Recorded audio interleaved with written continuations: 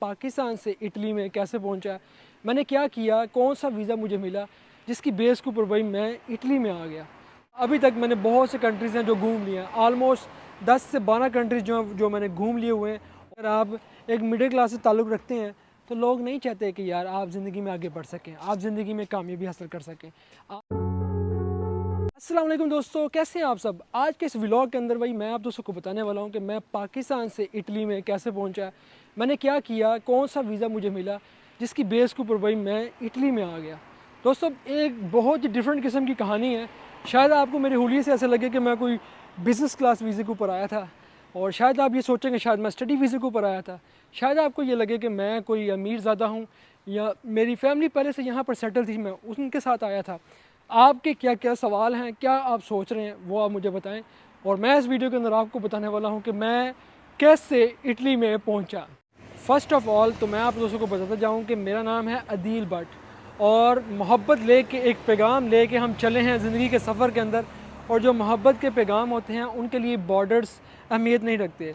तो हम without borders जो हैं दुनिया जहाँ घूमने की कोशिश कर रहे हैं। और अभी तक मैंने बहुत से कंट्रीज़ हैं जो घूम लिए हैं, ऑलमोस्ट 10 से 12 कंट्रीज़ जो मैंने घूम लिए हुए हैं। और उनके नाम भी मैं आप दोस्तों के साथ शेयर करना चाहूँगा कि जैसे पाकिस्तान से ईरान है, ईरान के बाद फिर तुर्की है, उसके बाद फिर मकदोनिया है, सर्बिया है, बोस्निया है, क्रोशिया है, स्लोवेनिया है, और उसके बाद इटली है, और फिर उसके बाद इंडोनेशिया है। ये जो कंट्रीज़ हैं ये मैंने अभी तक ट्रैवल कर ली हैं, और मज़ीद एक्सप्लोरिंग अभी ज़िंदगी के अंदर स्टार्ट की हुई है। और ये देखें जी, यहाँ पर रोड के ऊपर बहुत ज़्यादा शोर भी आपको आ रहा होगा। मैं आपको शॉर्ट वर्डिंग के अंदर अपनी स्टोरी बताना चाहता हूँ। देखें, मैं एक मिडिल क्लास फैमिली से ताल्लुक़ रखने वाला लड़का हूँ, और मैंने बहुत सी कोशिश की कि मैं बाहर किसी तरीके चला जाऊँ। और इस कोशिश को करते हुए मैंने ये भी ट्राई किया कि मैं दुबई में चला गया। दुबई में गया, मैंने वहाँ पर जॉब की, लेकिन कुछ रीज़न की वजह से मुझे वहाँ से क्विट करना पड़ा, मैं वापस पाकिस्तान में आ गया। लेकिन फिर भी एक शौक़ था, एक जोश था कि यार नहीं, बाहर जाना है, बाहर वाली कंट्री में कहीं ना कहीं जाने का शौक़ था। और ड्रीम बहुत बड़े थे, सोच बहुत बड़ी थी, लेकिन क्या करें, हमारे पास इतने वसाइल नहीं थे, हम कैसे कुछ कर पाते। स्टडी की जहाँ तक बात थी, एफ़ए मैंने स्टडी किया हुआ था। बहुत से लोगों को कहा यार कि मुझे यार स्टडी बेस के ऊपर ले जाएँ, मेरे लिए कुछ कर दें। बहुत ट्राई की, लेकिन नहीं हो सका। क्या करते कि यहाँ पर वो चीज़ें नहीं हैं, यहाँ पर वो माहौल नहीं था कि हमें वो चीज़ें मिल सकती। और कहते हैं ना कि जब आप ज़िंदगी के अंदर अगर छोटे होते हैं, अगर आप एक मिडिल क्लास से ताल्लुक़ रखते हैं, तो लोग नहीं चाहते कि यार आप ज़िंदगी में आगे बढ़ सकें, आप ज़िंदगी में कामयाबी हासिल कर सकें, आप कुछ बड़ा कर जाएँ। तो लोग कहते हैं कि ये कैसे कर लिया, इसने क्यों कर लिया। तो यही वजह थी। और खामोशी से फिर मैंने एक सफ़र को स्टार्ट किया। वो सफ़र था पाकिस्तान से ईरान का। ईरान का मैंने वीज़ा लिया हुआ था। ईरान का वीज़ा लेके फिर मैं जब ईरान पहुंचा, फिर वहाँ से मैंने तुर्की का सफ़र किया। तुर्की का सफ़र एज़ यू नो, जैसे कि आप जानते हैं कि वो मेरा सफ़र जेन्युइन नहीं था, लेकिन गलत तरीके के साथ था। वो मुझे मजबूरन करना पड़ा, क्योंकि मजबूरी थी भाई, करना ही करना था। तुर्की पहुँचे, तुर्की पहुँच के मैंने वहाँ के हालात देखे, वहाँ पर 8 से 9 महीने गुजारे, घूमे फिरे, एंजॉय किया वहाँ पर।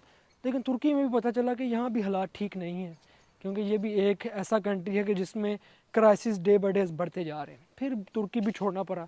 तुर्की से फिर ग्रीस की तरफ सफ़र किया।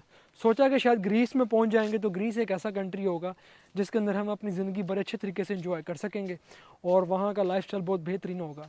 लेकिन जब ग्रीस गए तो वहाँ पर भी देखा कि हालात वहाँ पर भी अच्छे नहीं हैं।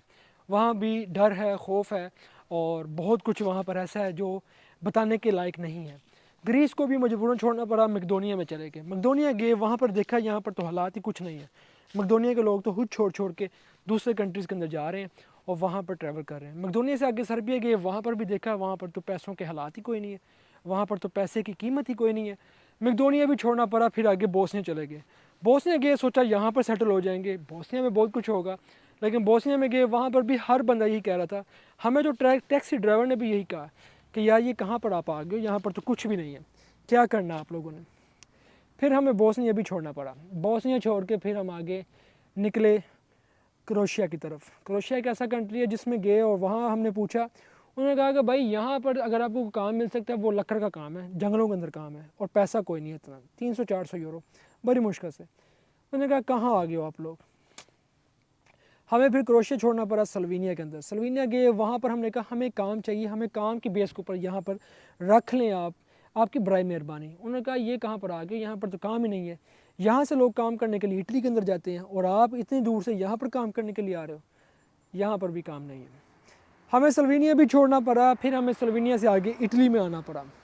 फिर जब हम इटली में आए, और ये मेरा सफ़र था 3 साल का सफ़र, 3 सालों के अंदर इतनी तगदों के बाद, मुश्किलात के बाद, ट्रैवलिंग के बाद, और मुश्किलात और परेशानियाँ और डर खौफ और बहुत कुछ देखने के बाद एट द एंड हम इटली पहुँच गए। इटली पहुँचे तो फिर यहाँ आके पता चला कि एटलीस्ट ये वो कंट्री है जो आपको यहाँ पर रहने के लिए घर, खाना पीना, कपड़े, जूते और पैसे सब कुछ देता है। इवन कि आपके डॉक्यूमेंट्स, आपको लिविंग स्टाइल, एवरीथिंग सब कुछ ये देता है। बस इम्पॉर्टेंट ये है कि आप यहाँ पर मेहनत करें, यहाँ पर स्ट्रगल करें, सब कुछ करें। तो दोस्तों फिर मेरी मेहनत यहाँ पर स्टार्ट होगी। मुझे फिर एक दोस्त ने बताया कि भाई जब तुम इटली में पहुँचे हो तो ये वो आपका सफ़र है जो अभी एक नई सिरे से स्टार्ट किया गया है, एक नया सफ़र स्टार्ट हुआ है। तो बिल्कुल हकीकत में ऐसा ही था कि जिस दिन से एंट्री की उस दिन से ये सफ़र स्टार्ट हुआ एक नए दौड़ के साथ, एक नई ज़िंदगी के साथ। और एज़ यू नो, जैसा कि आप लोग जानते हैं कि जब भी बंदा कोई यूरोप के अंदर आता है तो उसकी सबसे पहले ये कोशिश होती है कि यार वो अपनों को जाके मिल सके, अपनों को यहाँ अपने पास बुला सके और सफ़र अच्छा हो और ट्रैवलिंग कर सके और उसके दिल में कोई ऐसी हसरत ना रह जाए जो हर इंसान की होती है। तो बस फिर सफ़र यहाँ पे स्टार्ट कर दिया। यहाँ जब आया मैं इटली के अंदर, मेरे साथ और भी दोस्त से लड़के थे, सब अपनी अपनी मंजिल की तरफ चले गए। कोई स्पेन चला गया, कोई फ्रांस चला गया, कोई जर्मनी चला गया और कोई कहीं भी चला गया। तो मैं यहीं रहा। मैंने कहा यहीं रह के ज़ुबान सीखेंगे, लाइसेंस करेंगे, यहाँ का जो बेसिक टूल है हमारा, गाड़ी लेंगे, गाड़ी भी ली, ज़ुबान भी सीखी और उसके बाद फिर काम भी किया। और अल्हम्दुलिल्लाह फिर यहाँ पर विद इन 4 ईयर्स, 4 सालों के अंदर मुझे यहाँ पर पेपर मिल गए, डॉक्यूमेंट्स मिल गए, जिसकी बेस के ऊपर मैं अपनी कंट्री में गया। अपनी कंट्री का ट्रैवल है जो मैंने अलग से शेयर किया है, आप दोस्तों को दिखाया है।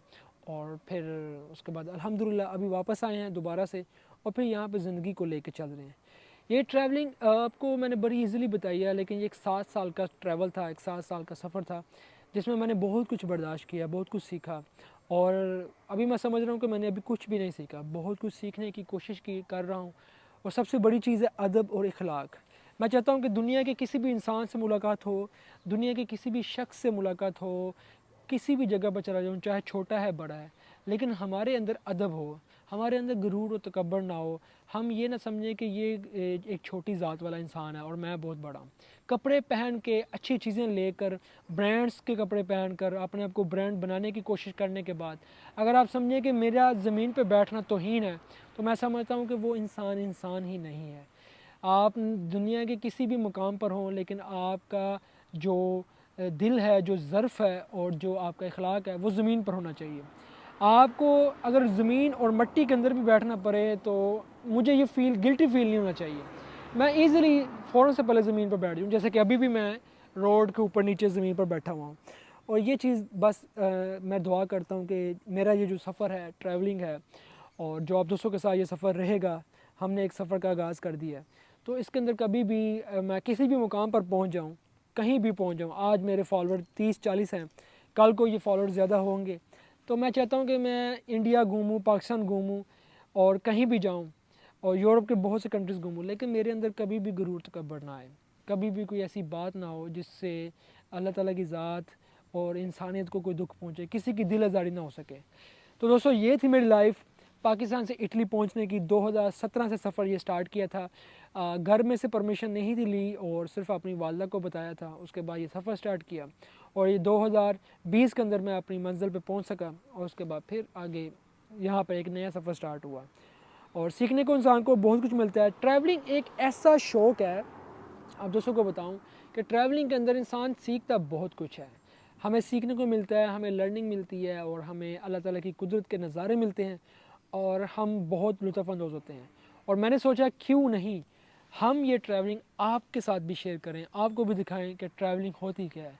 मैं अपना एक्सपीरियंस शेयर करूंगा, मैं अपनी चीज़ें आप दूसरों के साथ शेयर करूंगा। मैं मेरे अंदर जो अल्फाज हैं मैं वो आपके साथ बयान करूंगा। मैं किसी के अल्फाजों को कॉपी नहीं करूंगा, किसी की चीज़ों को कॉपी करने की कोशिश नहीं करूंगा। जो मेरे दिल में है मैं वो बोलूँगा, जो मेरे दिमाग में है, जो मेरी ज़ुबान पर है, मैं वही बात करूँगा। ये मेरा यूट्यूब चैनल है, ये मेरा पेज है, इस पर हम अपनी बात करेंगे, हम किसी की बात नहीं करेंगे। दुआ में याद रखिएगा। मिलते हैं हम आपको नेक्स्ट व्लॉग के अंदर, तब तक आप अपना भी ख्याल रखें और हमें भी दुआ में याद रखें और अपने इस चैनल का ख्याल रखें।